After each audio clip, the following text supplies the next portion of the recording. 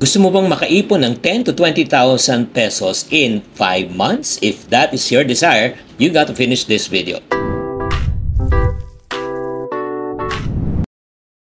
Hi there, this is Shinkitan, your pambansang wealth coach.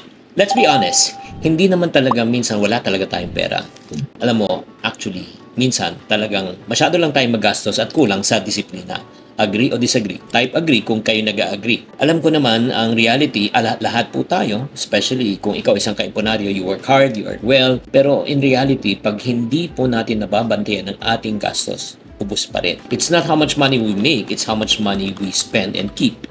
So the question, saan napupunta ang pera po natin? Unang napupunta talaga sa ating ay talaga yung mga gastusin natin. And yung gastusin po natin, hindi minsan sa needs, pero kadalasan napupunta rin sa wants. Kaya kapag i-level up mo talaga ang iyong lifestyle, pero ang income mo ay talagang pang starter lang, magkakaroon talaga tayong problema. Here are 10 doable, practical things that you can do so that you can save in the next 5 months. Number 1, track every peso that we earn.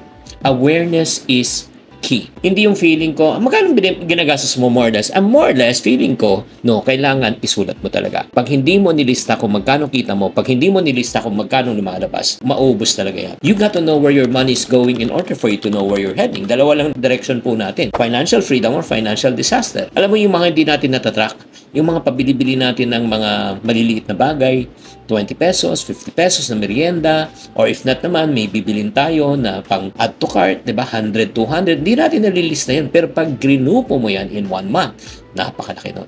Number 1, track. Number 2, trim.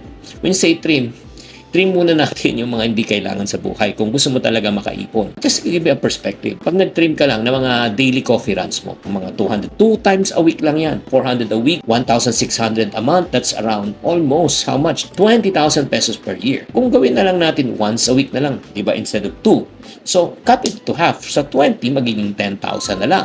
So, makakasave ka agad ng 10,000 pesos in a year. Hindi naman bawal gumastos. Dapat lang naman talaga balanse. Number 3. I-set natin yung specific goals. Please, wag kayo mag-iipon na wala kayong goals. Kasi pag sinabi mong general fund yan, chances are, uy, kain tayo sa labas, ay, meron akong ipon. Uy, travel tayo, may ipon ako. No, kailangan specific po. Clarity creates consistency. Like for example, sinabi mo sa sarili mo, ay ito, iniipon ko lang to pang travel ko. Dapat pang travel lang yan. Hindi na pwedeng gamitin kahit sa iba.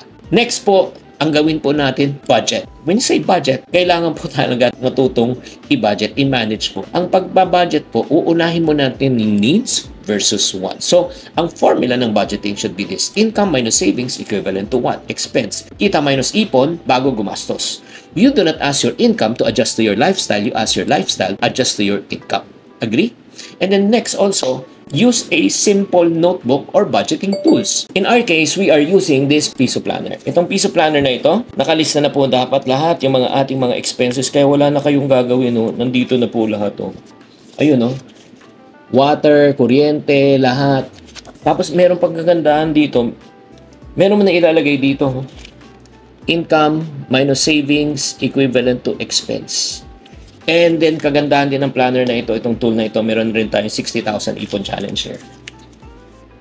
Start ka sa 20, from 20 to 50, 100. Pag nabuo mo, may 60,000 pesos ka. Let's go to number 6. Automate naman. Ang ibig sabihin ng automate your savings. Katulad na pinakita ko sa inyo sa 60,000 ipon challenge. Pagpasok ng sweldo, ipon muna bago gumastos. Let's go to number 7. Alam mo, after you have done 1, 2, 3, 4, 5, 6, ang next na gawin is explore. Explore extra income. Yung parang katuwaan lang. Magbenta ka ng mga lumang gamit mo, or if not, sell online, or probably can use your talent and skill. Pwede ka mag-online consulting or mag-freelance work. Extra income, extra ipon. And then number 8 po, tip sa inyo, pay off your debts. Kung may utang ka, prioritize, wipe out ang credit card, wipe out ang matataas na interest because interest not paid is going to be deducted from your savings. Kaya kailangan po mabayaran natin ang utang. Number 9, para tayo makaipon talaga at di maubos ang pera, learn how to build your emergency fund. Bakit po? Just in case, pag magkaroon ka ng emergency, hindi mo kailangan mangutang. Di ka mai-stress. So, in other words, hindi mababawasan ang savings mo. Make sense? And last but not the least, stay consistent. Wala pong perfect. Pero kung consistent ka sa simpleng habits mo, makakaipon ka guaranteed lalaki ang pera mo. Real talk lang po tayo. Hindi mo naman kailangan talagang maging malungkot sa buhay para sabihin natin na talagang mag-iipon ka. Bawasan mo lang talaga yung mga luho mo. Stick to the needs. Dagdagan mo yung income mo.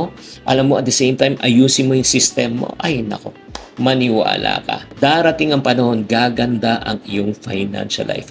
Kaya kung gusto nyo pang ganitong klaseng learning, practical, real, talk, pambuhay, join our coaching session. So if you want to be part of my coaching group, which is limited, we are going to choose kung sino qualified or hindi. Just type coach me sa comment section and I will send you a link. Mga ka-friendship, thank you very much for tuning in. Tatandaan, tamang karunungan, tamang disiplina po ang susi sa pagyaman. Chinky Tan, with over 6 million Facebook followers, 2.8 million YouTube subscribers, and 2.4 million TikTok fans, is now all out to share with you the most practical, simplest path to lasting wealth.